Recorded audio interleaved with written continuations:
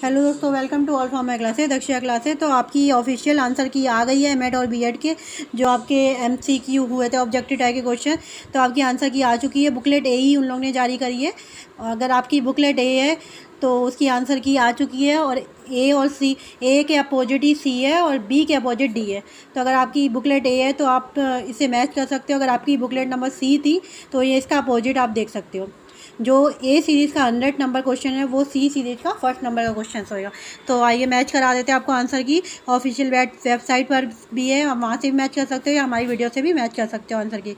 तो सबसे पहला नंबर क्वेश्चन था वैदिक कालीन शिक्षा की अवधि क्या थी। तो फर्स्ट का बी करेक्ट है, 2500 ईसा पूर्व से 500 ईसा पूर्व। सेकंड है वैदिक काल में शिक्षा का माध्यम क्या था। तो सेकंड का भी बी करेक्ट है, संस्कृत। थर्ड है उपनयन संस्कार किससे संबंधित है। तो थर्ड का सी गुरुकुल में प्रवेश के समय। थर्ड का सी गुरुकुल के प्रवेश के समय। फोर्थ का वैदिकालीन शिक्षा का मुख्य उद्देश्य क्या था। तो फोर्थ का सी करेक्ट है, आध्यात्मिक विकास। 5 नंबर है वैदिकालीन में शिक्षा का पाठ्यक्रम क्या था। तो परा अपरा विद्या दोनों था। 6 नंबर है प्राचीन शिक्षा केंद्र तक्षशिला कहाँ था। पाकिस्तान में। 6 का बी करेक्ट है। 7th है वैदिक काल में समता उपदेश कब दिया जाता था। तो 7th का बी विद्या की समाप्ति पर दिया जाता था। 8 नंबर है बौद्धकालीन शिक्षा की अवधि क्या थी। तो 8 का ए करेक्ट है, 500 ईसा पूर्व से 1200 ईसा पूर्व। 9 नंबर है बौद्ध काल में शिक्षा का माध्यम क्या था। शिक्षा का माध्यम पाली था। बौद्ध काल में पाली भाषा शिक्षा का माध्यम था। 10 नंबर देख लेते हैं प्रवज्जा संस्कार किससे संबंधित है। प्रवज्जा संस्कार बौद्ध काल से संबंधित है। मठ और बौद्ध विहार बौद्ध शिक्षा के केंद्र थे। तो 11 का सी करेक्ट है, प्राथमिक या उच्च शिक्षा दोनों। बौद्ध काल में विद्यार्थियों को किस नाम से जाना जाता। तो 12th का एक सामनेर के नाम से, श्रवण या सामनेर नाम से जाना जाता था। बौद्धकालीन शिक्षा का मुख्य उद्देश्य क्या था। तो 13 का बी करेक्ट है, निर्वाण प्राप्त करना। 13 का बी करेक्ट है, निर्वाण प्राप्त करना। 14 नालंदा विश्वविद्यालय की स्थापना किसने की। तो किसने की थी, कुमार गुप्त ने। 14 का सी करेक्ट है। 15 है मध्यकालीन शिक्षा की अवधि क्या थी। तो 15 का सी 1200 से 1700 पूर्व। 15 का सी करेक्ट है, मकतब व मदरसा मध्यकालीन शिक्षा के केंद्र थे। 16 का सी करेक्ट है, प्राथमिक या उच्च शिक्षा दोनों के। 17 है मध्यकालीन शिक्षा में शिक्षक को किस नाम से जाना जाता था। मध्यकालीन में शिक्षक को, टीचर को किस नाम से जानते थे, उस्ताद नाम से। 17 का ए करेक्ट है। 18 है मध्यकाल में उच्च शिक्षा का माध्यम क्या था। तो 18 का सी अरबी और फारसी। 18 का सी करेक्ट है आपका। 19 देखते हैं मध्यकालीन शिक्षा को शैक्षिक विकास की दृष्टिकोण से क्या कहा जाता है। तो 19 का सी करेक्ट है, अंधकार युग। 19 देख लिया, 19 का आपका सी करेक्ट है। 20 में देखते हैं 20 में सुनला रस्म की वास्तविक उम्र क्या थी। 20 का आपका करेक्ट है बी, 4 वर्ष 4 माह 4 दिन। 20 का बी करेक्ट है आपका, 4 वर्ष 4 माह 4 दिन। 21 का ब्रिटिश कालीन शिक्षा की अवधि क्या थी। तो 21 का बी करेक्ट है, 1700 से 1947। किसने एडम के प्रतिबंध को एक मिथक समझा। 22 का सी करेक्ट है, फिलिस हंटिंग ने। 23 है निस्पंदन सिद्धांत विशेष रूप से शिक्षा से संबंधित था। तो 23 का आपका बी करेक्ट है, उच्च वर्ग से। 24 किसने कहा वुड का घोषणा भारतीय शिक्षा के इतिहास में महा अधिकार पत्र था। तो 24 का बी करेक्ट है, HR जेम्स ने। वुड का घोषणा पत्र कब प्रकाशित किया था। 25 का बी करेक्ट है, 1954 में। वुड के घोषणा पत्र में कितने अनुच्छेद थे। तो 26 का सी करेक्ट है, 100 अनुच्छेद थे। फिर है 27 किसने कहा वुड का घोषणा भारतीय शिक्षा की नींव है। इसने आधुनिक भारतीय शैक्षिक प्रणाली शुरू की है। 27 का आपका बी करेक्ट है, हैम्पटन ने। भारतीय शिक्षा आयोग 1882 के अध्यक्ष कौन थे। तो 28 का है आपका सी, विलियम हंटर आयोग की संस्तुति की थी। 29 का आपका करेक्ट आंसर है डी, उपरोक्त सभी। 30 का हंटर आयोग का गठन कब हुआ था। 30 का ए करेक्ट है, 1882 ईस्वी में। 31 है केंद्रीय शिक्षा विभाग की स्थापना किसने की थी। तो 31 का आपका बी करेक्ट है, लॉर्ड कर्जन ने। 32 का सन 1901 में शिमला में शैक्षिक सम्मेलन किसने आयोजित किया था। 32 का बी करेक्ट है, लॉर्ड कर्जन ने। 33 है सैटेलाइट आयोग का गठन कब किया था। 33 का ए करेक्ट है, 1917 में। कलकत्ता विश्वविद्यालय आयोग के अध्यक्ष कौन थे। 34 का आपका ए करेक्ट है, माइकल सैडलर। नेक्स्ट है आपका सैडलर आयोग का प्रतिवेदन कितने अध्यायों में विभक्त था। तो 35 का आपका करेक्ट आंसर है बी, 13। वर्धा शिक्षा योजना के प्रवर्तक कौन थे। तो 36 का आपका करेक्ट आंसर है महात्मा गांधी। जाकिर हुसैन समिति ने बेसिक शिक्षा प्रतिवेदन किस वर्ष प्रस्तुत किया था। तो 1938 ईस्वी में। बुनियादी शिक्षा में शिक्षा का माध्यम क्या था। तो 38 का डी करेक्ट है, मातृभाषा। 39 सार्वजनिक शिक्षा योजना का प्रतिवेदन किस वर्ष प्रस्तुत किया था। 39 का ए करेक्ट है, 1944 में। सार्वजनिक शिक्षा योजना में कितने अध्याय थे। तो 40 का आपका करेक्ट आंसर है, 12 अध्याय थे, सी करेक्ट है। 40 का सी करेक्ट है। 41 विश्वविद्यालय शिक्षा आयोग ने अपना प्रतिवेदन सरकार के को कब प्रस्तुत किया। 41 का भी सी करेक्ट है, 1949 में, 1949 में। 42 का आपका करेक्ट आंसर है, 42 का आपका करेक्ट आंसर ए 1948। विश्वविद्यालय शिक्षा आयोग का गठन 1948 में हुआ था। नेक्स्ट है आपका ग्रामीण विश्वविद्यालय स्थापना का सुझाव किस आयोग ने दिया था? तो 43 का ए करेक्ट है, विश्वविद्यालय शिक्षा आयोग ने।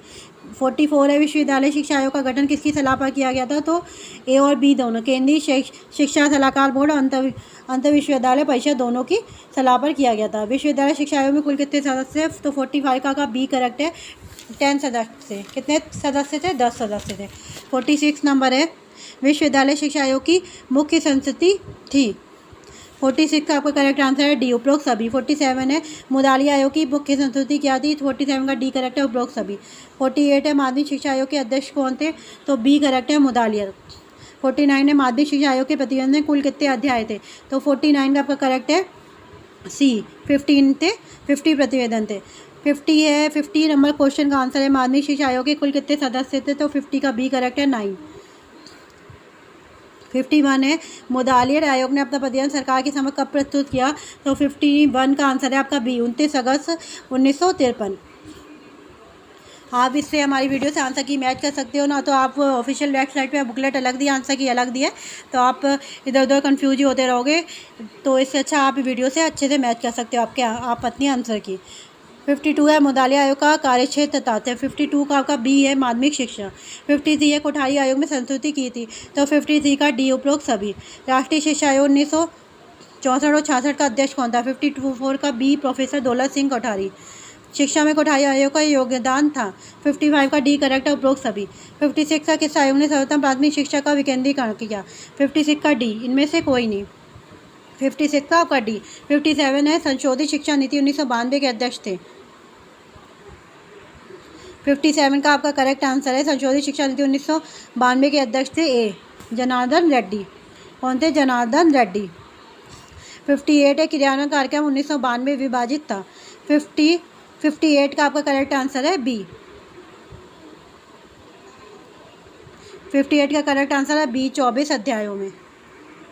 नेक्स्ट है 59 नंबर, राष्ट्रीय पाठ्यक्रम संरचना 2005 का मुख्य क्या लक्ष्य था? तो 59 का आपका करेक्ट आंसर है डी, उपरोक्त सभी। 60 नंबर है, निम्न में से कौन सा एक राष्ट्रीय पाठ्यक्रम संरचना 2005 का सिद्धांत नहीं था? तो 60 का डी करेक्ट है, अभी प्रेरणा का सिद्धांत। 61 का अव्यय अवरोधन की समस्या संबंधित है। 61 का ए करेक्ट है, प्राथमिक शिक्षा से। 62 है, अव्यय की समस्या का मुख्य कारण है। 62 का डी करेक्ट है, उपरोक्त सभी। 63 कौन सा पूर्व प्राथमिक विद्यालय नहीं है? तो 63 का डी, जूनियर हाई स्कूल प्राथमिक विद्यालय नहीं है। 64 है, माध्यमिक विद्यालय शिक्षा के लिए क्या बुनियादी कार्यक्रम उठाएगा? 64 का आपका डी करेक्ट है, उपरोक्त सभी। 65 किसने कहा माध्यमिक शिक्षा हमारी शिक्षा की सबसे कमज़ोर कड़ी है? तो 65 का करेक्ट आंसर है ए, राधा कृष्ण ने। 66 है, उच्च शिक्षा संस्थाओं में राष्ट्रीय सेवा योजना की शुरुआत कब की गई थी? 66 का बी करेक्ट है, 1969 में। उच्च शिक्षा का मुख्य कार्य क्या है? 67 का आपका करेक्ट आंसर है डी, उपरोक्त सभी। 68 गुणवत्ता में सुधार हेतु शिक्षक शिक्षा के लिए क्या आवश्यक है? तो उपरोक्त सभी आवश्यक है।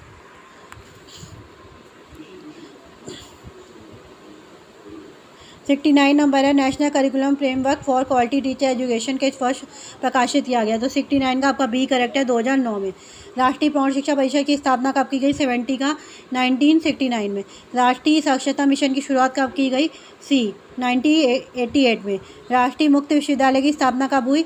72 का ए करेक्ट है, 1990 में। 73 इंदिरा गांधी राष्ट्रीय मुक्त विश्वविद्यालय की स्थापना 73 का बी, 1985 में। अखिल भारतीय तकनीक शिक्षा परिषद की स्थापना कब हुई? 74 का बी करेक्ट है, 1945 में। SCERT का कार्यालय उत्तर प्रदेश में कहाँ है? 75 का बी करेक्ट है, लखनऊ में। NCERT का कार्यालय कहाँ है? 76 का आपका करेक्ट आंसर है ए, नई दिल्ली में। 76 का ए करेक्ट है, नई दिल्ली में। नेक के मुख्य कार्य क्या है? 77 का सी करेक्ट है, ए और बी दोनों। 78 सन 1990 में प्राथमिक स्तर पर न्यूनतम अधिगम स्तर को तय करने के लिए बनाई गई समिति के अध्यक्ष कौन है? 78 का बी करेक्ट है, प्रोफेसर RH दुबे। 79 राष्ट्रीय प्रौढ़ शिक्षा कार्यक्रम का प्रारंभ कब हुआ?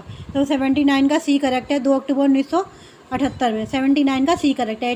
80 का देखते हैं, भारत में मुक्त शिक्षा की शुरुआत सर्वप्रथम किस विश्वविद्यालय ने किया?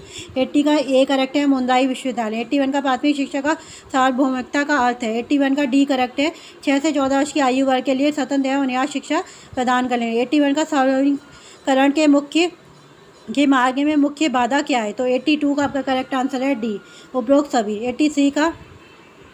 83 देख लेते हैं, प्राथमिक शिक्षा की साक्षरता की अवस्था क्या है? तो 83 का आपका करेक्ट आंसर है डी, उपरोक्त सभी। 84 का सार्वजनिक मौलिकरण शिक्षा के अभिकरण है। 84 का आपका करेक्ट आंसर है डी, उपरोक्त सभी।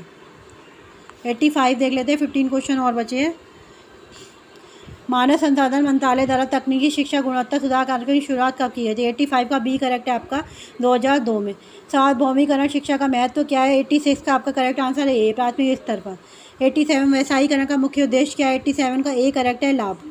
88 का राष्ट्रीय माध्यमिक शिक्षा अभियान कब प्रारंभ किया? 88 का आपका करेक्ट आंसर है बी, 2009 में। 89 का राष्ट्रीय माध्यमिक शिक्षा अभियान के उद्देश्य क्या है? 89 का आपका डी करेक्ट है, उपरोक्त सभी।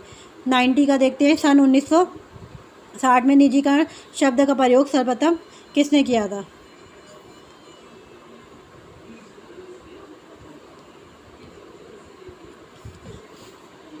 तो 89 का आपका डी करेक्ट है, उपरोक्त सभी। सन 1960 में निजीकरण शब्द का प्रयोग सर्वप्रथम किसने किया था? तो 90 का आपका बी करेक्ट है, पीटर एफ डुकर ने। शैक्षिक स्तर में गिरावट का मुख्य कारण क्या था? 91 का आपका डी करेक्ट है, उपरोक्त सभी।